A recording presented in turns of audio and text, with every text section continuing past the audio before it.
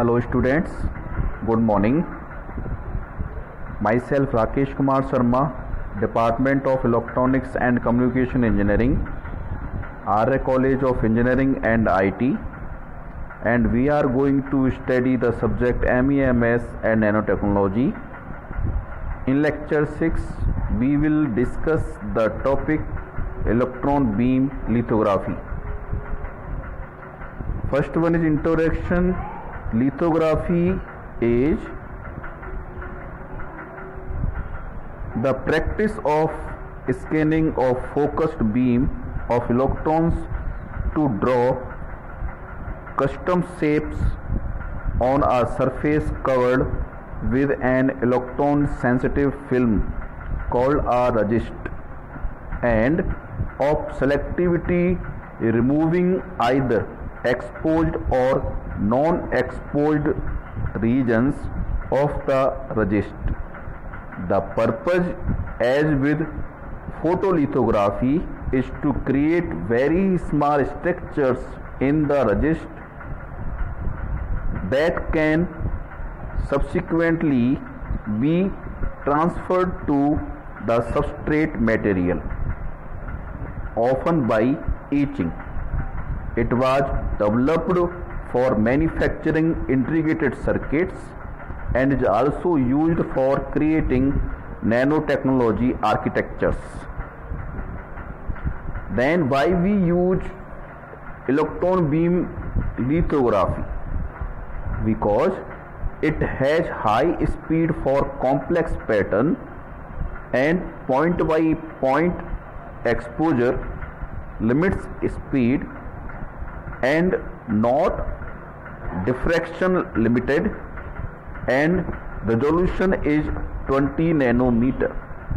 And in photolithography, high speed for large shapes, high speed and parallel exposure, light diffraction limits, and the resolution is 50 nanometer at best in photolithography. Now electron beam lithography is a specialized technique for creating extremely fine patterns. It is derived from the scanning electron microscope.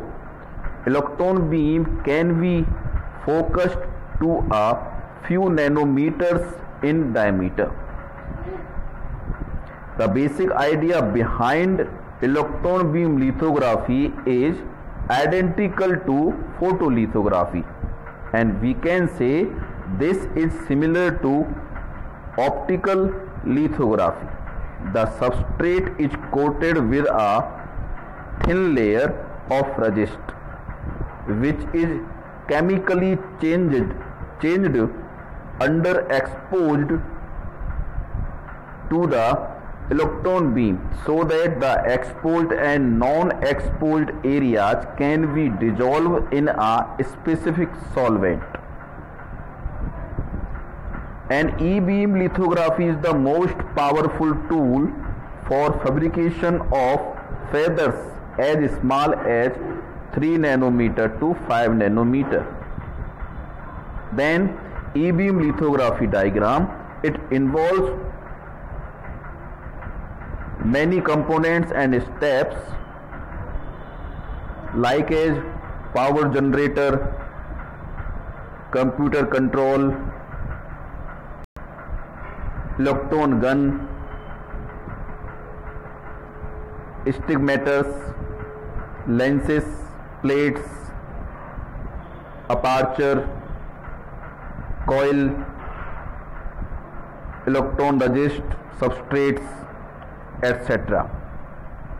Now, the first one is electron source. Electrons may be emitted from a conducting material either by heating or by applying an electric field. Stigmators is a special type of lens used for the alignment of electron beam. It may be either electrostatic or magnetic and consist of 4 or more poles. Electron lenses can be made only to converge, not diverge. Electrons can be focused either by electrostatic force or magnetic forces.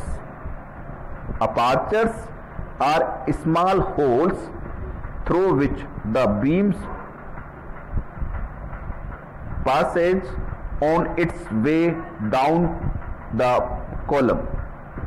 There are several types of apertures, like as a blanking aperture is used to turn the beam on and off. A beam limiting aperture has two effects. First one is it sets the beam convergence angle through which electrons can pass through the system, and controlling the effect of lens aberrations and resolutions. Blanking plates are used to modify the electron beam. These are simple electrostatic deflector. One or both of the plates are connected to an amplifier with a fast response time. And the steps of electron beam lithography: first one is clean sample. In this, remove oils, organics, etc., and spin coating of photoresist on surface of film. This will be positive or negative resist. Then after, substrate deposited film. And the advantage of E-beam lithography: print complex patterns directly on wafers, eliminates the diffraction problem, higher resolution up to 20 nanometer, and in photolithography the higher resolution up to 50 nanometer. And the other advantage is flexible technique, and the disadvantage of electron beam lithography is slower than optical lithography, expensive and complicated, forward scattering, backward scattering, and the secondary electrons. These are the disadvantage of E-beam lithography. And the applications of electron beam lithography is used primarily for two purposes. First one is very high resolution lithography, and second one is fabrication of mask. Thank you, students.